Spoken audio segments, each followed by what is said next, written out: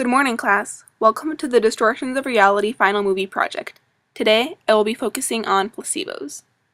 Placebo comes from the Latin phrase to please. It was used in the 14th century to describe people who were hired to mourn and wail loudly at funerals. But it was first used in a medical dictionary in 1785. It used to be that nearly all medicines were placebos.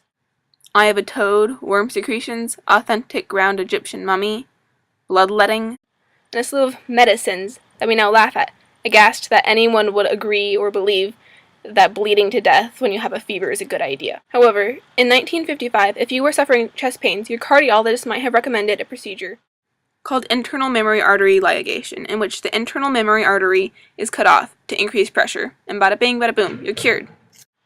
When a cardiologist named Leonard Cobb and a few of his colleagues became suspicious about the procedure, they did an experiment in which half of his patients were sliced and diced for the procedure, and half of them only thought they had the procedure, an incision and a couple of stitches.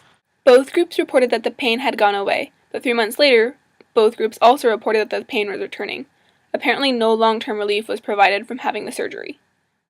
A similar study published in the New England Journal of Medicine in 2002, J.B. Moseley conducted a study on the utility of arthroscopic surgery for osteoarthritis, or knee pain.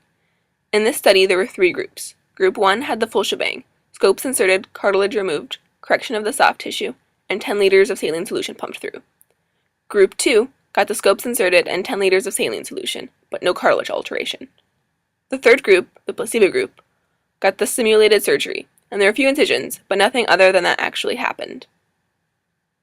After 24 months, the 2 groups that had surgery reported no less pain than the placebo group. While performing expensive and oftentimes risky procedures that may not actually help improve someone's quality of life is a huge problem for the medical world, at the same time it's pretty interesting to see how easily we are fooled as patients. There are 2 big factors that go into shaping how well a placebo will work for us: our beliefs and our conditioning. If you have confidence in the drug, the producer, or your doctor, the treatment is more likely to work. Sometimes just having a person with a medical background makes us feel better. So if you hate your doctor, you might want to find a new one. Likewise, expectations and our conditioning can help release neurotransmitters and hormones that help induce healing on their own.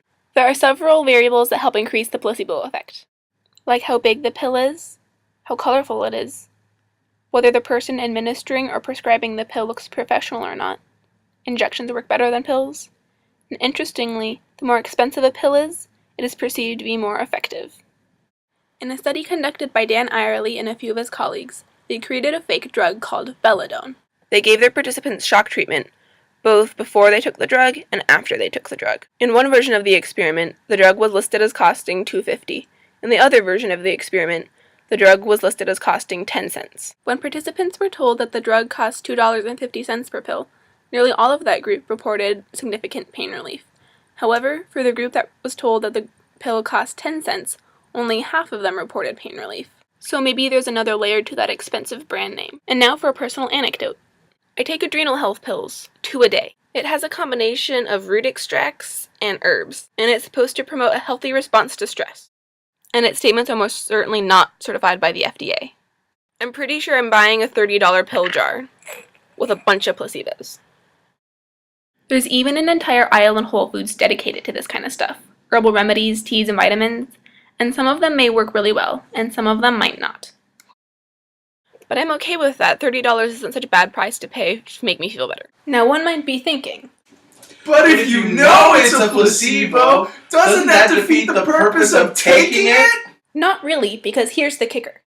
In a study done in 2010 by Ted J. Kapchuk, published in PLOS ONE, a peer-reviewed open-access journal, even when participants were outrightly told that they were going to take an inert substance with no clinical evidence to suggest improvement of their condition, in this case, irritable bowel syndrome, the group that took placebo pills experienced significantly more relief and symptom severity reduction than the control group that received no treatment. Pretty weird stuff. These are just a few experiments that highlight the distorted reality we have in terms of perceiving our own well-being. Even if we knowingly take something that is inert, it still helps in the subjective perception of our own health, albeit not as much as if we didn't know it was inert, but still. This leaves room for plenty of discussion in the health profession about the use of placebos in terms of deception and quality of care. And while my research on this topic has just barely grazed the surface, I suggest that we consider increasing the burden of proof on medical procedures so that we have fewer potentially hazardous, costly, and useless surgeries, and continue to find ways to minimize the placebo effect in clinical trials. But at the same time, I think it might be useful to maximize the placebo effect in real-world treatments to help patients feel better in all the ways possible.